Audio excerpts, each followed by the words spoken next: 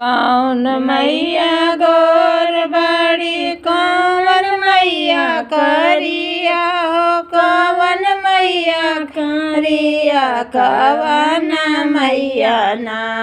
बड़ी अंगवा के पातर कवन मैया ना बड़ी अंगवा के पातर कवन मैया ना कवन मैया गोर बड़ी कवन मैया करिया हो कवन मैया करिया कवन मैया ना बड़ी अंगवा के पातर कवन मैया ना दुर्गा मैया गोर बड़ी काली मैया करिया हो काली मैया करिया सीताली मैया ना बड़ी अंगवा के पातर सीताली मैया ना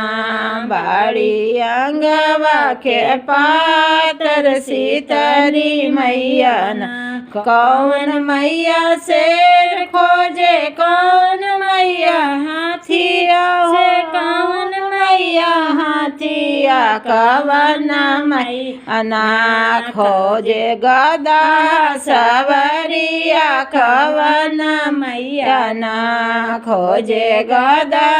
सवरिया कवन मैया ना दुर्गा मैया शेर खोजे काली मैया हाथिया से काली मैया हाथिया सीताली मैया ना खोजे गदा सवरिया सीताली मैया ना खोजे गदा सवरिया सीताली मैया ना कवन मैया साड़ी पहने कवन मैया चुनरी कवन मैया चुनरी कवन मैया ना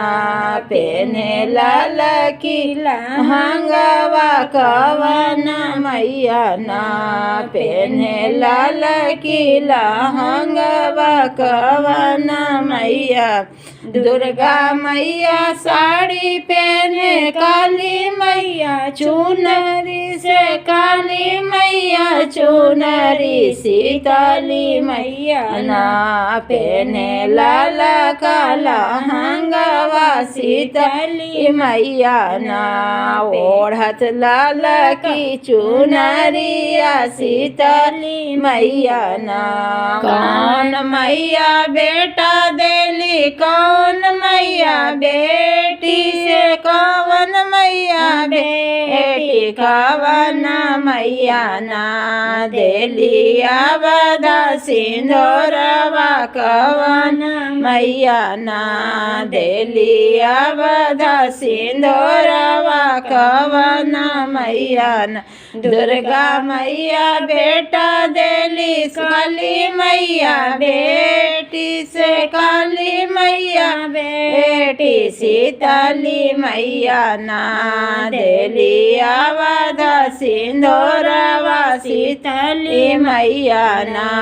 देली सिरा के सिंदूरवा सीताली मैया ना कौन मैया धान देले कौन मैया खजाना से कौन मैया खजाना कवन मैया ना